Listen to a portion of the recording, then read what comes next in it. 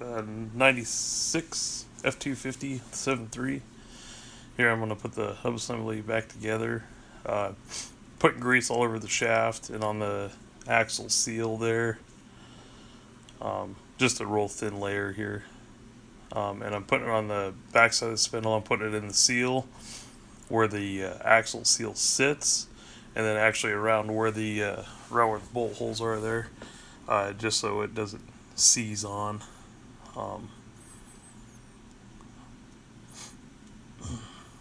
There's only one way that does go on there. So these nuts here, they torque down to 50 to 60 foot-pounds.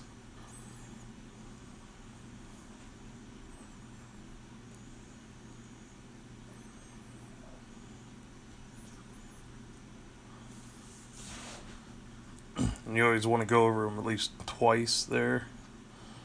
So where the bearing will sit, this side was a little tough to get off, so I'm just taking some emery cloth and kind of cleaning that part of the spindle up.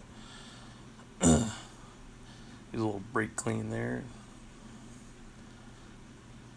And same thing, I'm putting a thin layer of wheel bearing grease on everything, just to make sure stuff doesn't rust too bad. You can see this goes on a little tough, but that's right, got her on there. Now I'm going to pack the wheel bearing here. The grease I'm using is a Lucas grease. It's the green stuff. It's made for heavy duty stuff. I'm sure it'll be fine. I'm just packing it in my palm. To me, it's just the easier way to do it. It's a little messy. I forgot I was going to get rubber gloves, but oh well. So you push it. I push it from the bottom side to the top till it sticks out all around. Okay, now here's the nut. There's a little nipple on there. And that's for the locking washer to go on. So this is a preload nut. And that washer, you could flip it around either way here. The little tang on there is offset on the holes. So when you get your nut in and you tighten it and everything, go to put your washer in. If it doesn't fit, you can flip it around. So I'm putting a little thin layer of grease on this guy. And the torque on this is 50 foot-pounds. So you're supposed to spin it and torque it to 50 and then back off a quarter of a turn. And that's for your preload on your bearings. Now it's a little tough to turn this thing and or to spin it and tighten it at the same time. But, and I do recommend the tool that I have for this locking nut. I wouldn't get this one. There's another one that looks more like a socket. I would much rather get that one because when it comes to torquing the outer one, it's really tough to get this thing to work right. Okay, so you can see it's hard to seat on there on those nuts, and to torque it down you really got to press it in so it doesn't skip or anything. And see, I'm trying to spin it as I go here. So you can see that one, it's just got the little fingers on it. The other one is more like a socket, so it wraps around the nut. Okay, now I'm going to back it off a quarter of a turn.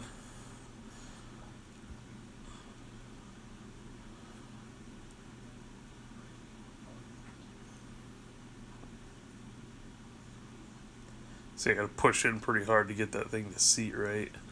Now I'm checking, make sure there's not too much play in it or anything, or really any play. And now I'm going to put the washer on. That little tang slides on the spindle, and then those little circles hold that nut secure so it doesn't move.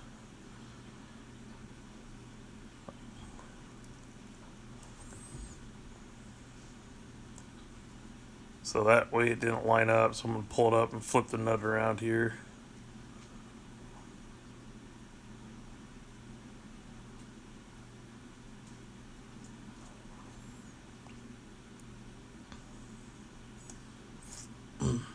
And it was just slightly off of the hole, not very much. So I'm going to pull it out again here and turn that nut just a little bit, and then put her together.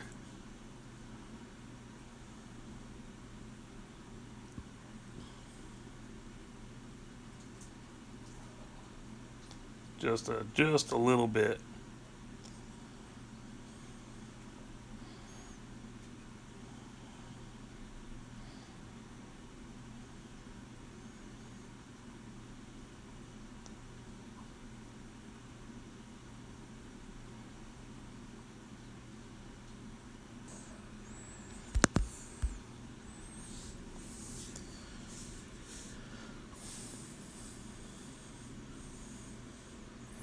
Alright, this is the outer locking nut here.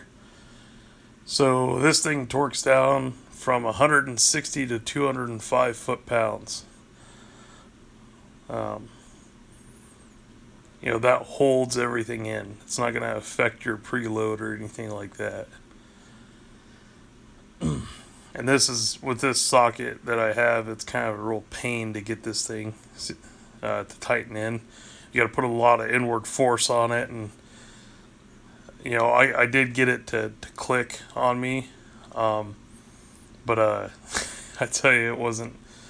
I usually try to get it to do it twice just to make sure it's good, but it kept slipping. You can see there slipping and stuff, and that just makes it a huge pain.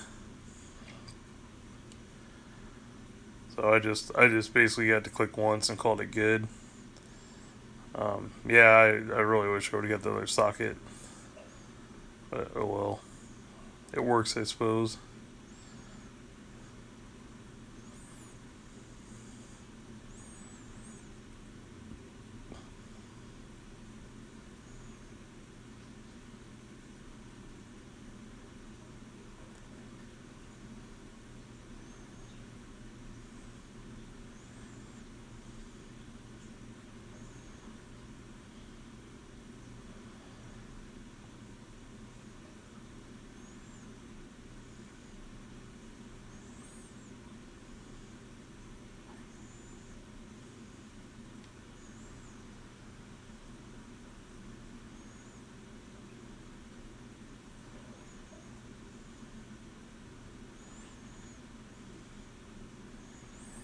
Alright, now I'm installing it's supposed to be 3 washers, but there are only 2.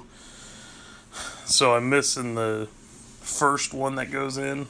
So what I'm doing is I'm putting the splined one in first, and then the plastic one, and then the snap ring will go on. Hopefully it doesn't tear up the plastic one. I think if I put the plastic one in, it would just tear it up. I'm not really driving the truck much right now.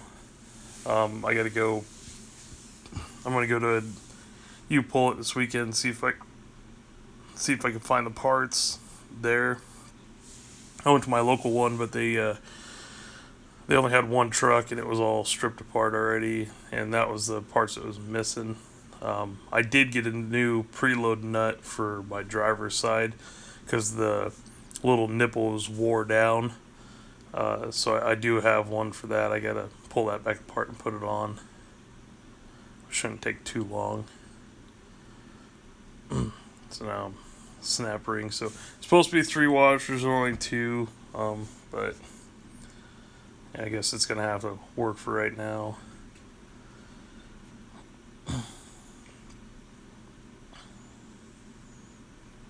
Now you can kind of see there where I pulled the axle shaft through. I kind of went on the backside, pushed it through, and then got the snap ring all the way on. Again, here's the locker. Go ahead and put a thin layer of grease on everything here. I disassembled that, put a new bearing in there, you know, greased everything up and all that stuff. I'm going to put a video on. I got all the video for it. I need to edit it down, but and then putting the snap ring on here that holds your locker in.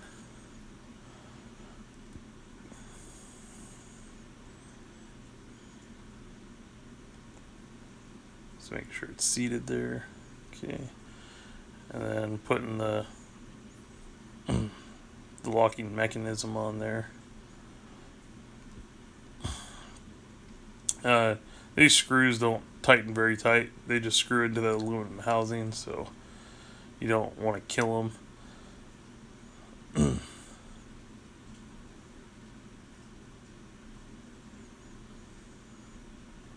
That's pretty much it. I did have the springs swapped around in the locker and the locking mechanism. The heavier one goes in the locking mechanism. The lighter one goes in the locker. Because the spring pushes on a gear, and then the gear slides in to lock your four-wheel drive in.